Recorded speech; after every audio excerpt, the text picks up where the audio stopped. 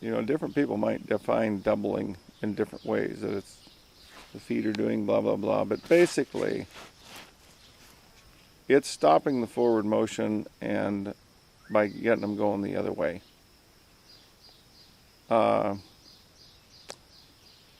You can only disengage the hindquarters at about a medium trot, kind of a 10 mile an hour. They get going much faster than that. And if they stub their toe, they're going down. So you've got to be careful about disengaging them hindquarters with too much speed. You can kind of get that head up and get the hindquarters leaning out, but still kind of going in a straight line.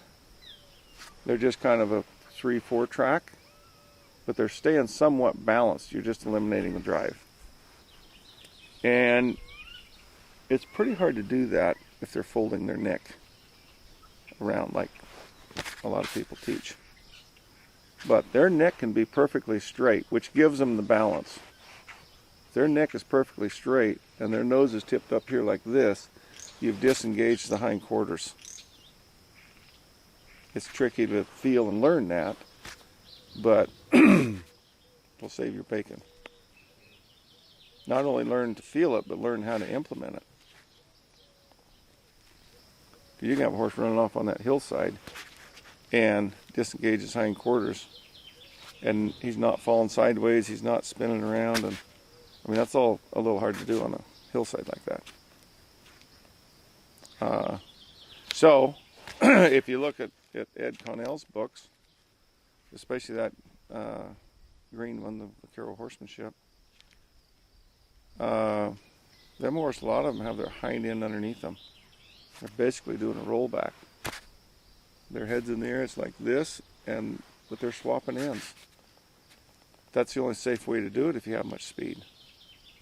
But the thing is, regardless, you're rebalancing that horse and eliminating the forward drive. Whether his hind end is stepping out or his hind end is up underneath him. He's kind of doing more of a rollback type. You're getting that horse to rebalance to eliminate the forward drive. I guess that would be the way I would define the doubling. However he places his feet to eliminate the drive. The old cowboys, control was the most important thing.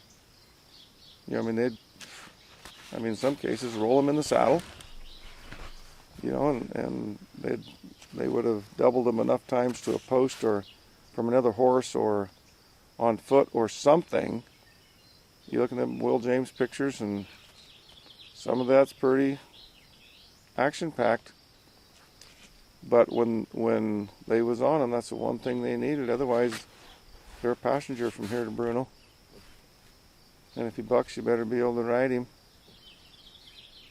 I mean, there's situations where, you know, somebody got bucked off, and it might be 2 or 3 days before we caught up with that horse again.